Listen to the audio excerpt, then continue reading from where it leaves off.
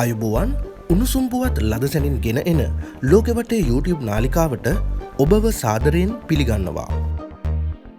මහා පරිමාණ අපරාධකල්ලි නායකයෙක් වන ශිරාන් වාශික්ගේ කළුසල්ලි පියුමි හංසමාලි විසින් සිදු කර ඇතැයි පවසා සමාජ මාධ්‍යයේ සැරිසරන ප්‍රවෘත්තියක් සම්බන්ධයෙන් නිරූපණ ශිල්පිනී පියුමි හංසමාලි විසින් ඇයගේ මුහුණුපොත හරහා පිළිතුරු ලබා දී තිබෙනවා. උපුටා ගැනීම අමාරු වෙයි මාව වටන්න. මම වැටිලා නැගිටපු ගැහැණියක්. මම ලංකාවේ නැහැ මුලින්ම කියන්නම්.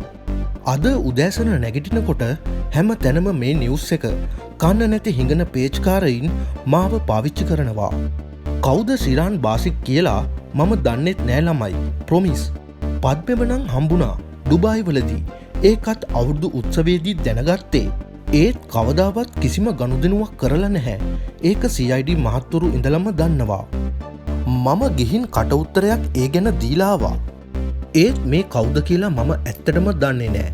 මම කවදාවත් බොරු කියන ගැහැණියක් නෙවෙයි. ඒක මාව ඇසුරු කරන මගේ නෑදෑයින් මිතුරන් සියලු දෙනාම දන්නවා.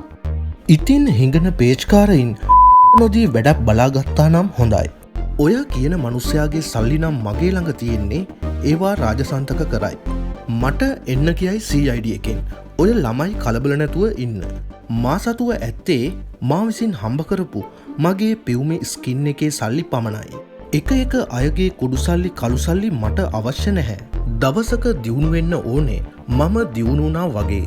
අහුවෙන හැම ඩ්‍රග්ස් ඩීලර්ස්ලාගේ කළු සල්ලි පියුමි හංසමාලි ළඟ කියන ගානට දියුණු වෙන්න ඕනේ. It's me Piyumi Hansamali. උපුටා ගැනීම අවසන්. උණුසුම්පුවත් ලද සැනින් ගෙන එන ලෝකෙපටේ YouTube නාලිකාව දැන්ම සබ්ස්ක්‍රයිබ් කරන්න. ඔබ සැමට සුබ දවසක්.